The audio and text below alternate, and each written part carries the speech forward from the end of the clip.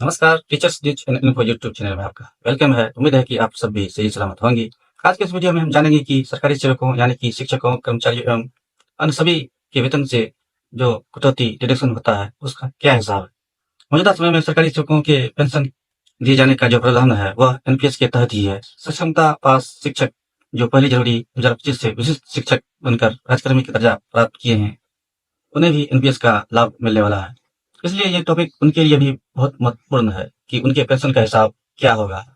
बिहार के स्थानीय निकाय के शिक्षकों के लिए ईपीएफओ के अंतर्गत पेंशन दिए जाने का प्रावधान है, जिसमें सरकारी शिक्षकों के साथ साथ नियोक्ता का भी 15,000 रुपए के आधार पर क्रमशः 12-13% की हिस्सेदारी है। इससे पहले यह कहिए कि सबसे पहले ओपीएस था, जिसमें कि सरकारी सेवकों को कोई योगदान नहीं देना होता था और इसे लागू करने के लिए लंबी लड़ाई भी लड़ी गई, मगर सरकार इसे दोबारा लागू नहीं कर सकी। एक नया स्कीम लेकर आ गई, जिसे यूपीएस के नाम से जाना जाता है, जो कि 1 अप्रैल 2025 से लागू होने वाला है। नए यूपीएस में भी सरकारी सेवकों और सरकार नियोक्ता का योगदान क्रमशः 10% और 18.5% होगा। लेकिन इस टॉपिक के माध्यम से हम सिर्फ एनपीएस में जमा होने वाली राशि पर चर्चा करेंगे कि सैलरी में से किस हिसाब से कटौती होती है और सरकार कितना योगदान देती है। हम यह भी जानेंगे कि एनपीएस में जमा राशि का क्या होता है। एनपीएस वर्तमान समय में सभी नागरिकों के लिए उपलब्ध है और यह पीएफआरडीए द्वारा रेगुलेटेड और एडमिनिस्ट्रेटेड है, जो प्रोटीन को सीआरए के तौर पर ऑथोराइज किया है। एक्सिस बैंक ट्रस्टी बैंक के तौर पर कार्य करने के लिए चिन्हित किया गया है, जो अभिनेता यानी सब्सक्राइबर के राशि को ग्रहण करता है। सब्सक्राइबर का एनपीएस जमा उनके प्रान यानी कि परमानेंट रिटायरमेंट अकाउंट नंबर में जमा होता है। हर सब्सक्राइबर को एक प्रान आवंटित किया जाता है। एनपीएस में जमा होने का क्या हिसाब है। मान लीजिए कि यदि किसी सरकारी शिक्षक या कर्मी का बेसिक पे 25,000 रुपए है, तो उनके सैलरी से जो एनपीएस के लिए कटौती होगा, वो इसी बेसिक पे और प्रचलित महंगाई भत्ता यानी कि वर्तमान में प्राप्त महंगाई भत्ता के जोड़ का 10% होगा और साथ ही कुल वेतन के योग में से जीएस यानी कि ग्रुप इंश्योरेंस स्कीम के लिए 30 रुपए की अतिरिक्त कटौती भी होगी। ग्रुप सी कर्मचारियों के लिए जीएस कटौती 30 रुपए ही होती है। यदि किसी कर्मचारी या शिक्षक का बेसिक पे 25,000 और वर्तमान डीए 53% है, तो उनके बेसिक पे और डीए का कुल योग 38,250 रुपए होगा। इसी बेसिक पे और डीए के जोड़ का 10% 3,825 रुपए होगा।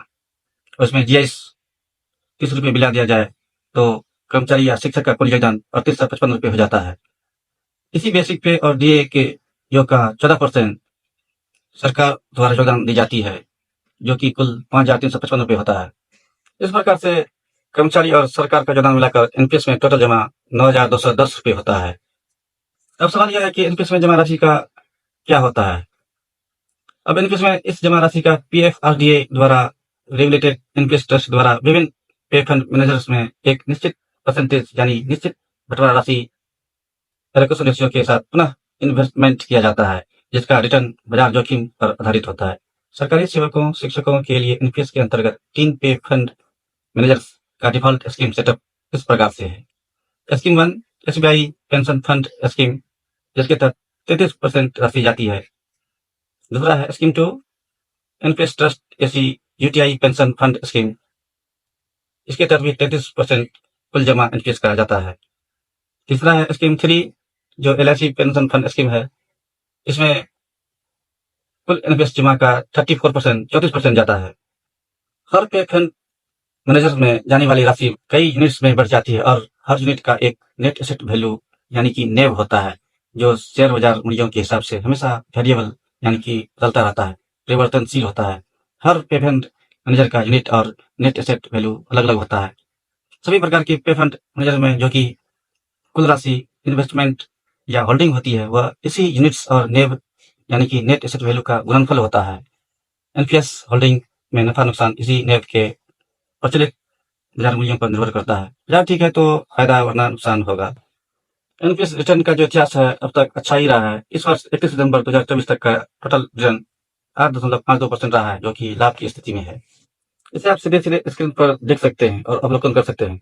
एनपीएस में जमा राशि पर जो रिटर्न अब तक मिला है, उनका जो इतिहास है, उसको भी आप सीधे सीधे स्क्रीन पर देख सकते हैं। आज के इस वीडियो में इतना ही। नेक्स्ट वीडियो में नए टॉपिक के साथ फिर मिलेंगे। इस वीडियो को लाइक, शेयर और हमारे बिल्कुल नए YouTube channel teachers news and info को जरूर सपोर्ट और सब्सक्राइब करें।